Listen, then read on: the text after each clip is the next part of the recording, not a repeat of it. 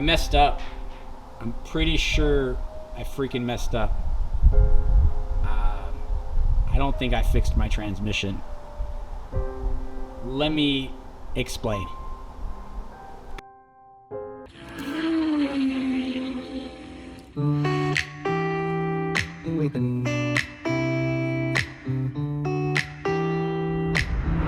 Remember in the last video we did the DCT fluid and fill on my McLaren 650S, and after that we took it for a drive. We went to Cars and Coffee San Antonio.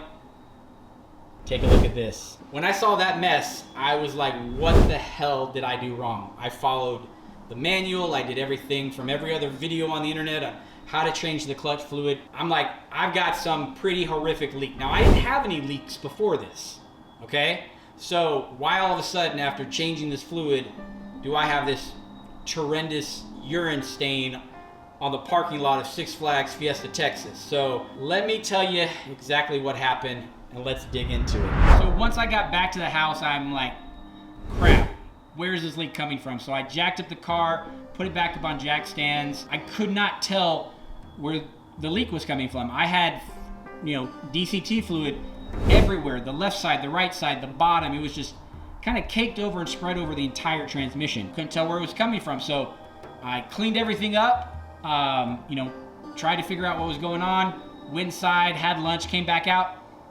I've still got fluid leaking everywhere, and I just cannot tell where it's coming from. Now after I cleaned it, I could tell it's not coming from either of the drain holes, it's not coming from the fill, it's not coming from the filter. Maybe I messed up the O-ring, but I could not find anywhere where it was coming from. I was like in a panic. I was like, I gotta call Kevin. I called Kevin from SupercarGarageATL, McMedics, and I explained to him what was going on. I sent him a bunch of pictures, and he goes, I think I know what's going on. I said, what's going on? What the heck did I do wrong? He's like, you didn't do anything necessarily wrong, but you most likely overfilled the DCT fluid when you changed it. I'm like, well, how do I unfill it, or how do I get rid of it, or what's the next step? He goes, there is a vent on the top of the McLaren Graziano transmission that if you overfill the transmission fluid, it's going to basically overfill and boil over the top. Now, I'm like, so how do I find out if that's what really this is? He goes, you need to look at the front of the top of the vent. I'm like, how do I do that?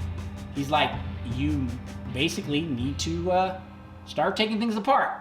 And that's exactly what I did.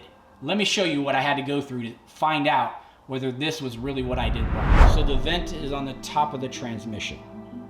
Okay, there's a little bit of stuff on top of the transmission. So first thing I did, took off the wing, took off the air brake, took off the engine cover, took off the armadillo, removed all the heat shielding.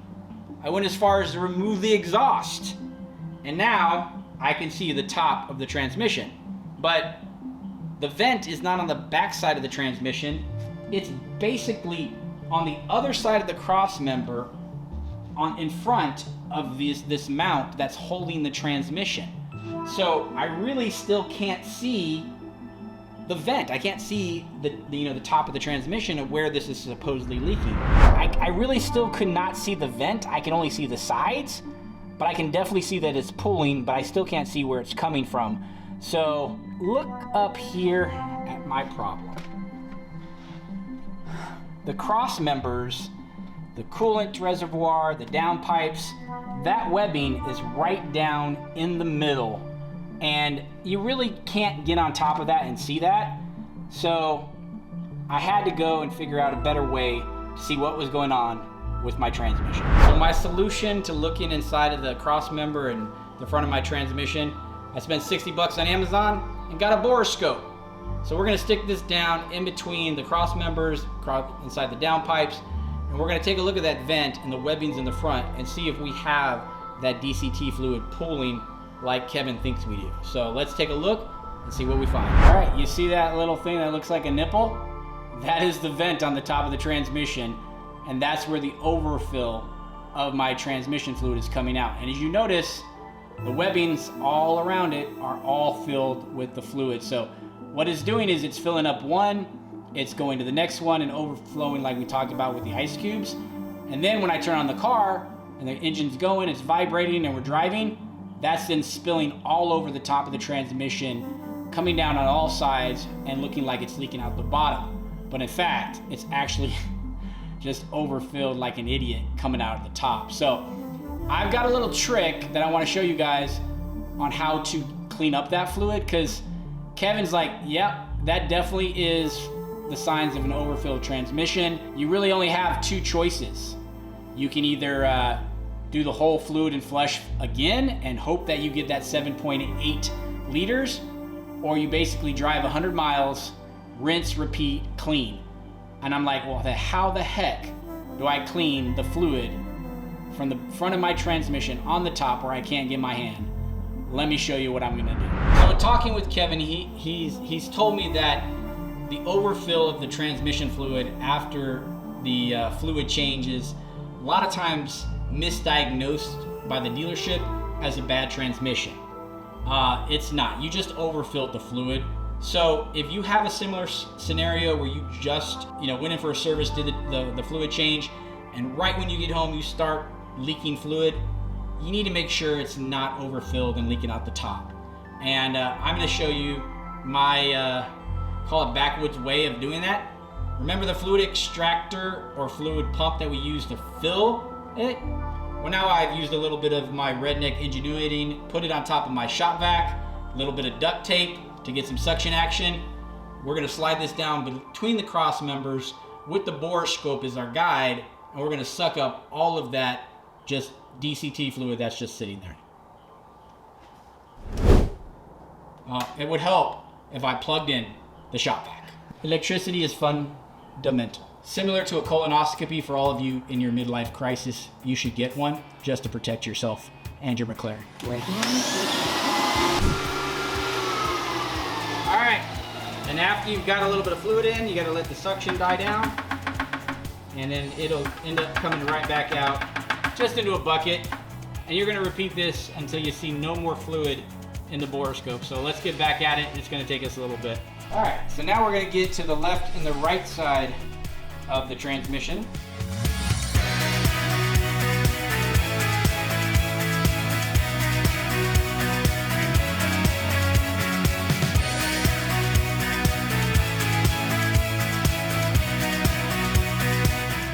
Once the air pressure stops, see how much fluid we pulled out the top?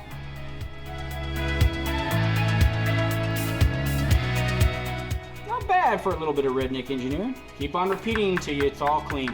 Now, as you can see, using the shop vac and the extraction system, we were able to pretty much clean up all the loose fluid all around the webbings around that vent. So now we're going to see if we can get it to overfill, or if it's done venting out the top and we've cleaned it and it's not going to drip anymore. So let's go ahead and get the car up to temperature and see what it does. All right, so now that we have it all cleaned up, we are going to start it, get the car up to temperature, and see if we have any overflow coming out of the vent once we get the car to temperature. But since we have the exhaust off, it's a good opportunity to get a cold start on the McLaren 650S with just the downpipes.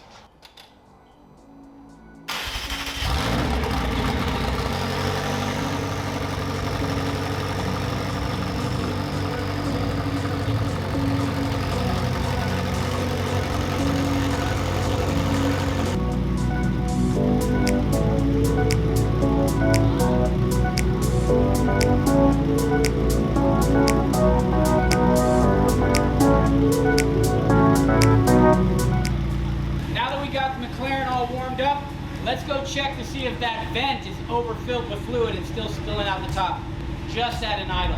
As you can see, even at full temperature, running at an idle, everything is still as dry as it can be. So there's nothing spouting out the top. It looks good.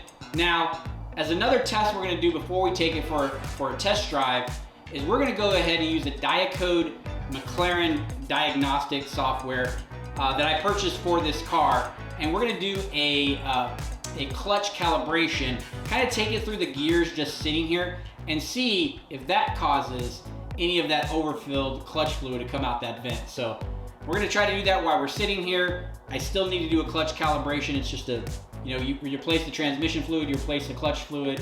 If you have an MDS, if you have a diet code, it can't hurt to do a clutch calibration. So we're gonna go ahead and do that and see if we have any more fluid leak.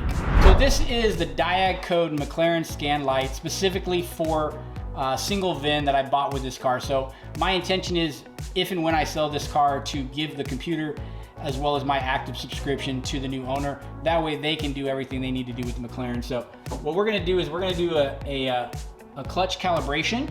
So we're gonna pick 650S 2014 to 2016. This is a 2015. All right, so we're gonna go ahead and get this going. So in order to get to the clutch calibration, we're gonna have to go down and get into the PCCU. So that's the powertrain and chassis control module. To the PCCU, it's connected. Now we're gonna go down here to the guided functions, and we're gonna select the dual clutch calibration. All right, in order to do the dual clutch calibration, we've gotta meet the preconditions. So I gotta start the engine, make sure it's in neutral, and apply the parking brake.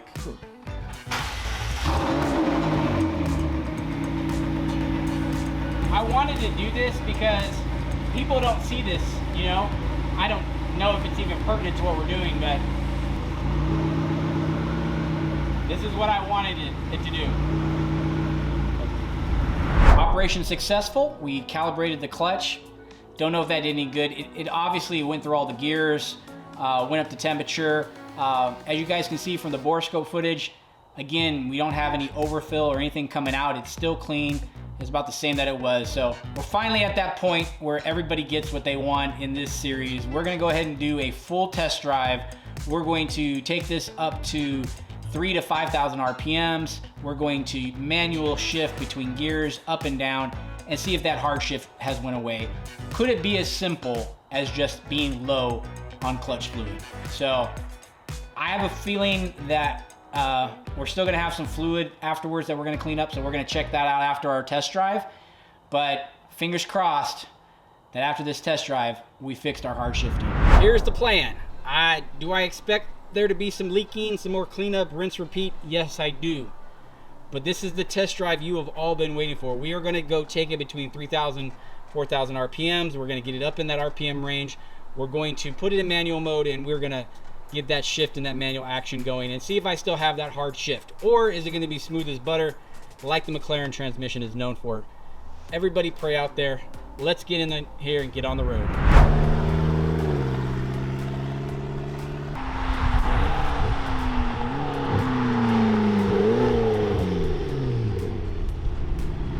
All right, we're in auto. It's going through the gears, first, second, third, fourth. You know, it's smooth as can be. So we're gonna get out here up on the highway. We're gonna put this into sport mode, maybe track mode, and I'm nervous, man. This is the first time. So leading up to this, you guys have kind of seen me do. I had to do the tires, I had to do the brakes, I had to make sure everything was ready for this to be 100% safe to be able to drive as fast as we're gonna be driving. So just you know, general care of the vehicle to make sure we're in good shape. So so far everything feels good, so let's get going. All right, we're about to get on the freeway. I'm gonna go ahead and put it into for handling, I'm gonna put it in sport, and for powertrain I'm gonna put it in track with manual, and we're gonna give it a shot. So I know I keep on saying that, but I'm gonna keep on, it's nerves. Here we go. So I'm already in 7th gear, so I'm gonna give it a downshift. That was the 6th, 5th, 4th.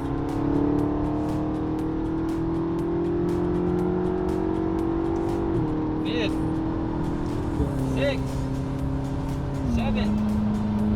Smooth as butter, baby, smooth as butter. I think we were just low on fluid because I can downshift, I can upshift, instantaneous. So I think that's all it was. So all right, Eric, tell me what you think. I think it's amazing, honestly. It's amazing for how quick and smooth all the transitions are between the actual gears, and it's better than ever. That was fast for the freeway with all these people on it. But now here comes the true test. I still think we're too much transmission fluid, and so we're gonna take it back to the house. we're gonna put the borescope back on it again, and we're gonna see if all those webbings have all that transmission fluid in it. And I hope, you know, over time we keep on adding the miles and it stops doing that. If not, we may have another issue. But let's go back to the house, check out the borescope, and see if we filled up those webbings with clutch fluid again.